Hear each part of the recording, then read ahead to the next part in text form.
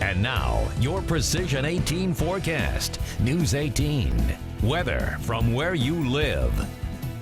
Well, it was a damp first start to your day, seeing plenty of rainfall roll across the region. Drier conditions now throughout the entire viewing area. Looking at dry conditions, that was not the case earlier on, where over the last 24 hours, some portions of the viewing area seeing more than a half an inch of rainfall along the Fountain Warren County border, around a half an inch there, about 6/10 of an inch falling across southern Montgomery County. The same can be said for Benton County. Further northeast you go, however, a little bit drier, about 13/100ths of an inch in Cass County, about just under a quarter of an inch in parts of Carroll County over the last 24 hours alone. So here in Tippecanoe County, we are dry at this hour, and that's the good news. Unfortunately, there is more rain where that came from. You can still see a lot of cloud cover holding around the viewing area. This low pressure system off to the west of us, bringing all this moisture northward. Our scattered rainfall that passed across the region earlier today, now off to our northeast. However, notice all this rain to the west of us. That's lining up just ahead of the cold front, and that's slowly making its way eastward. And the slow movement of that frontal boundary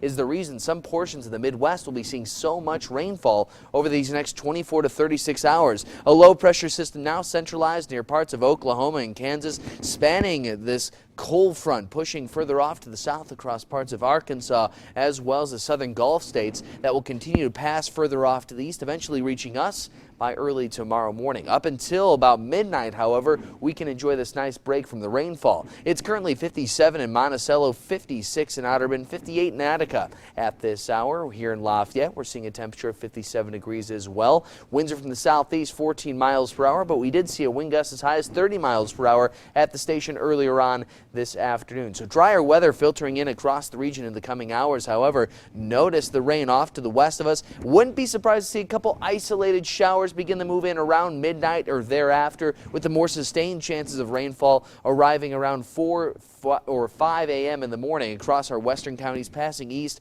reaching our eastern counties around 7 a.m. tomorrow morning. Just a reminder that above all the cloud cover, along with all the rainfall, there's still blue sky to be had out there, and it's headed our way later on in the forecast. For your snapshot forecast this evening, 56 degrees by 7 p.m. We fall to 54 by 10 p.m. and look at 57 at midnight. We actually see temperatures back on the rise around midnight or so. 53 degrees will be your overnight low temperature, so ping-ponging back and forth as far as temperatures go over the next few hours. Notice the cold front still rolling eastward along with the rain chances. Some portions of the viewing area by tomorrow evening, when the rain finally comes to an end, could be looking at an additional inch of rainfall. Especially our far western and southwestern portions of the region have already been hit hard by about a half an inch to about 3/4 of an inch of rain over these last 24 to 48 hours. 59 your high temperature on Wednesday. Thursday, a high temperature of 51 degrees. 44 your high temperature on Friday. Now we can start talking about more precipitation chances on Friday evening, with chances of, yes, even wintry mix or even snowfall for early Saturday morning. 40 degrees your overnight low on Friday. Your high temperature on Saturday